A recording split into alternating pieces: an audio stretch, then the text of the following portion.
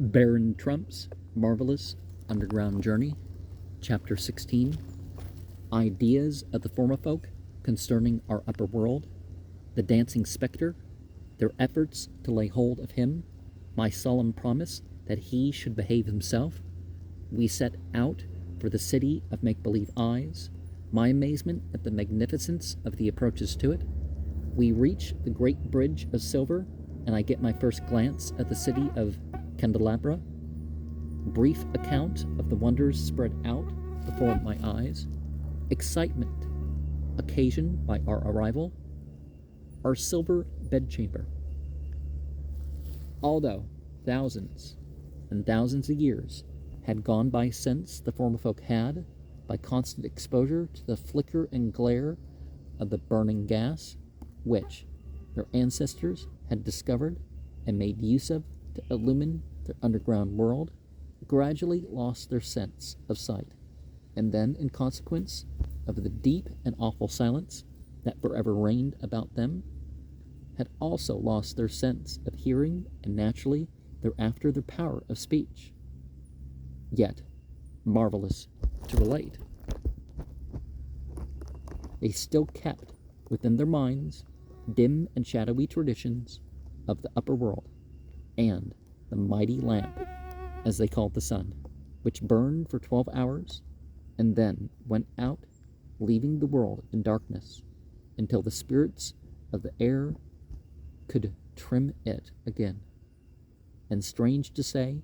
many of the unreal things of the upper world had been, by the workings of their minds, transformed into realities, while the realities had become the merest cobwebs of the brain. For instance, the shadows cast by our bodies in the sunlight and forever following at our heels, they had come to think were actual creatures, or doubles, so to speak,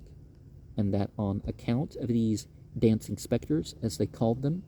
which dodged our footsteps for our life long, sitting like marjoys at our feasts, it was utterly impossible for the people of the upper world to be entirely happy as they were, and it occurred to them at once that I must have such a double following at my heels. So several times they suddenly joined hands, and forming a circle about me, gradually closed up with intent to lay hold of the dancing spectre. This they did, too, after I had assured them that what they had in mind was the mere shadow cast by a person walking in the light. But as they had absolutely no idea of the nature of light, I only had my trouble for my pains. Nor did they give over making every now and then the most frantic and laughable efforts to catch the little dancing gentleman who, as they were bound to think, was quietly trudging along at my heels, but who, so they informed me, was far quicker in his motions than any escaping water or falling object. Finally, they held one of their silent but very excited powwows, during which the thousand lightning-like pressures and tappings which they made upon each other's bodies gave the spectre the idea that they were 3 deaf and dumb schoolboys engaged in a scrimmage over a bag of marbles. And then they informed me that they had resolved to permit Bulger and me to enter their city, provided I would give them the word of a nobleman that I would restrain my nimble-footed double from doing them any harm. I made them a most solemn promise that he should behave himself, whereupon they greeted both Bulger and me as brothers,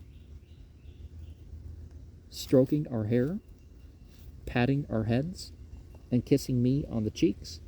and, what was more, they told us their names, which were Long Thumbs, Square Nose,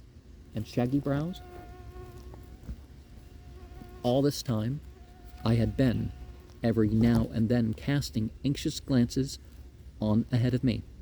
for I was dying of impatience to enter the marvelous city of the ant people. I say marvelous, dear friends, for though many had been the wonderful things I had seen in my lifetime in the faraway corners of the upper world, Yet here was a sight which, as it gradually unfolded itself before my eyes, shackled my very heart and caused me to gasp for breath. It was with no little surprise at the very outset that I discovered that the walls and floor of the beautiful passage through which the pseudopsies were leading Bulger and me were of pure silver, the former being composed of polished panels, ornamented with finely executed chasings and carvings, and the latter, as had in fact all the floors and streets and passages of the city, having upon their polished surfaces slightly raised characters, which I will explain later, that as one passage opened into another, and then four or more all centered in a vast circular chamber, which we traversed with our three silent guides, only to enter chambers and corridors of greater size and beauty, all brilliantly lighted by rows of the same glorious candelabra, upholding clusters of tongues of flame. I could compare the scene to nothing save a series of magnificent ballrooms and banquet halls, out of which the happy guests had been suddenly driven by the deep and awful rumble of an earthquake shock. The lights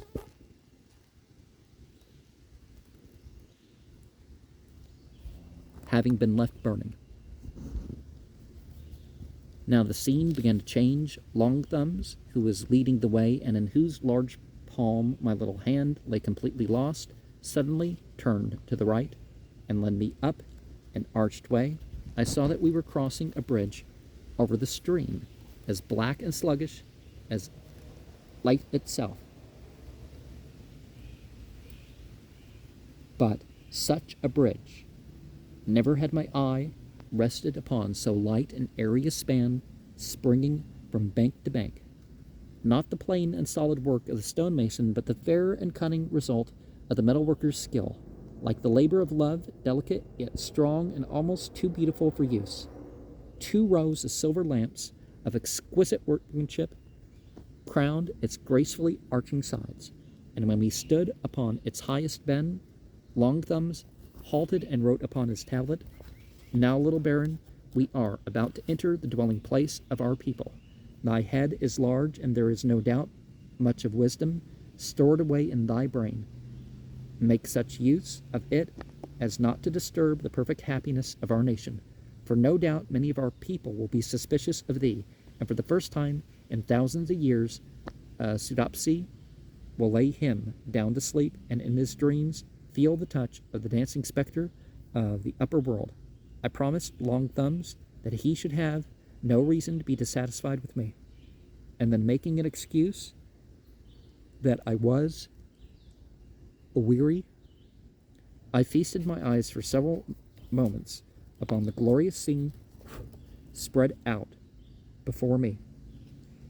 It was the city of the Formifolk in all its splendor, a splendor, alas, unseen, unknown to the very people dwelling in it, for to them its silver walls and arches, its endless rows of glorious candelabra, lifting up their countless clusters of never-dying jets of flame, its exquisitely carved and chiseled portals and gateways, its graceful chairs and settees, and beds and couches and tables and lamps and basins and ewers, and thousands of articles of furniture, all in purest silver, hammered or wrought by the cunning hands of their ancestors, while they still were possessed of the power of sight, could only be known to these, their descendants, by the sole sense of feeling. From the lofty ceilings of corridors and archways, from the jutting ornaments of the house fronts, from cornice and coping, from the 4 sides of columns, and from the corners of cupolas and minarets, here and there everywhere hung silver lamps of more than oriental beauty of form and finish, all with their never-dying tongues of flame sending forth a soft, though unsteady light to fall upon sightless eyes. But yet these countless flames, by the aid of which I was enabled to gaze upon the splendor of this city of silver palaces, were life, if not light, to the Pseudopsies, for they warmed these vast subterranean depths and filled them with a deliciously soft and strangely balmy air. And yet to think that Bulger and I were the only two living creatures to be able to look upon this scene of almost celestial beauty and radiance, it made me sad and plunged me into such a fit of deep abstraction that it required a second gentle tug of Long Thumb's hand to bring me to myself. As we crossed the bridge and entered the city proper, I was delighted to note that the streets and open squares were ornamented with hundreds of statues, all in solid silver, and that they represented specimens of a race of great beauty of person, and that it occurred to me how fortunate it was that the Pseudopses could not gaze upon these images of their ancestors and thus become living witnesses of their own woeful falling away from the former physical grace of the race. Now, like human ants that they were, the former folk began to swarm forth from their dwellings on every side of the city, and my keen ear caught the low shuffling sound of their bare feet over the silver streets as they closed in about us, their arms flashing in the light and their faces lined with strange emotions as they learned of the arrival among them of two creatures from the upper world. They were all clad, men and women alike, in silk garments of a chestnut brown, and I at once concluded that they drew this material from the same sources as the Micamenkes. For, dear friends, you must not get an idea that the Formifolk were not well deserving of the name which Don Fum had bestowed upon them. They were genuine human ants, and except when sleeping, always at work. It was true that since their blindness had come upon them,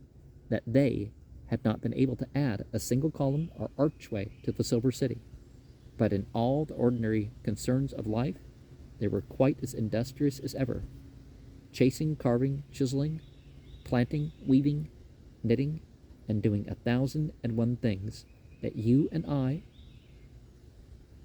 with our two good eyes, would find it hard to accomplish. I had made known to Long Thumbs the fact that Bulger and I were both very tired and weary from our long tramp, and that we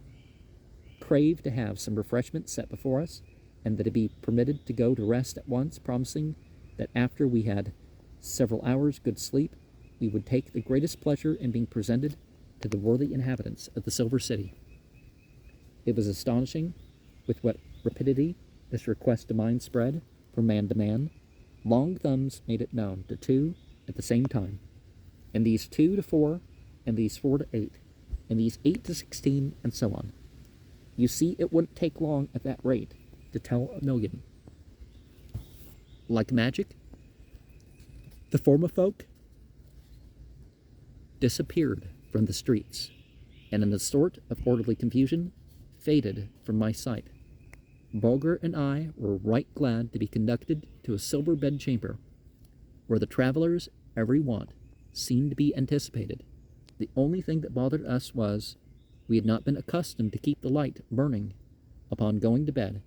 and this made us both a little wakeful at first, but we were too tired to let it keep us from dropping off after a few moments, for the mattress was soft and springy enough to satisfy anyone, and I'm sure that no one could have complained that the house wasn't quiet enough.